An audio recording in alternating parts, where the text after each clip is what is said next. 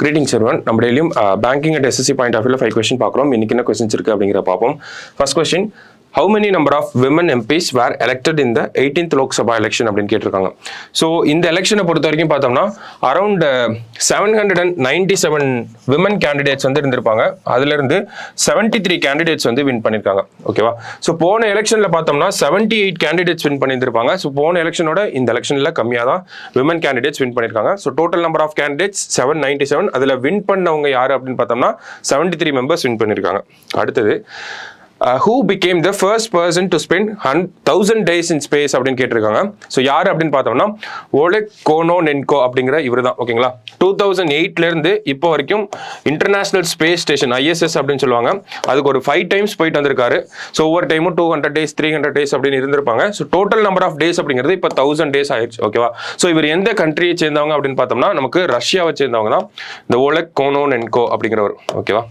So அடுத்தது, who is India's first woman permanent representative to the United Nations retiring after 35 years of service அப்படின்னு கேட்டிருக்காங்க. அதாவது இது static question தான். First women permanent representative to UN அப்படின்னு கேட்பாங்க. ஒவ்வொரு கண்ட்ரியும் வந்து அவங்களை ரெப்ரசென்ட் பண்றதுக்காக ஒரு ரெப்ரசன்டேட்டிவை யுனைடெட் நேஷன்ஸ்க்கு அனுப்புவாங்க. அந்த மாதிரி ஃபர்ஸ்ட் விமன் இந்தியாவிலேருந்து யார் போனது அப்படின்னு பார்த்தோம்னா ருச்சிரா கம்போஜ் அப்படிங்கிற இவங்க தான். சரியா? ஸோ அடுத்தது, what is the theme of World Environment Day 2024? June 5 World Environment Day அப்படிங்கிறது நமக்கு தெரியும். ஸோ இந்த வருஷத்துக்கான தீம் என்ன அப்படின்னு பார்த்தோம்னா land restoration, desertification and drought resilience அப்படிங்கிறது தான் இந்த வருஷத்துக்கான தீம். ஸோ இந்த வருஷத்தோட இந்த தீமை யார் கொடுத்துருப்பாங்க அப்படின்னு பார்த்தோம்னா நமக்கு சவுதி அரேபியா தான் கொடுத்துருப்பாங்க. ஓகேவா? ஸோ அவங்க தான் இந்த வருஷம் என்விரான்மெண்ட் டே செலிப்ரேஷன்ஸாக ஹாஸ்ட் பண்ணுறாங்க. ஓகேவா?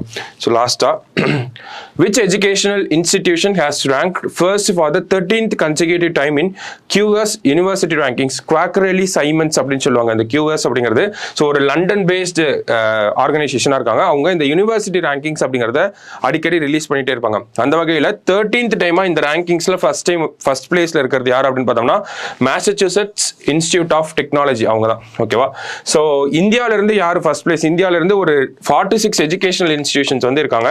இந்த 46ல யார் ஃபர்ஸ்ட் பிளேஸில் இருக்காங்க அப்படின்னு பார்த்தோம்னா IIT மும்பை வந்து ஃபர்ஸ்ட் பிளேஸில் இருக்காங்க. ஓவரால் ரேங்கிங்கில் இவங்களோட பிளேஸ் என்ன அப்படின்னு பார்த்தோம்னா 118ல இருக்காங்க. ஓகேவா? ஓவராலா 118, இந்தியாவில் இவங்க தான் ஃபர்ஸ்ட். ஓகேவா? ஸோ இன்னைக்கு ப்ரிலிம்ஸ் பாயிண்ட் ஆஃப் வியூல ஒரு 5 கொஸ்டின் பார்த்துருக்கோம். நாளைக்கு 5 கொஸ்டின்ல மீட் பண்ணலாம். தேங்க்யூ.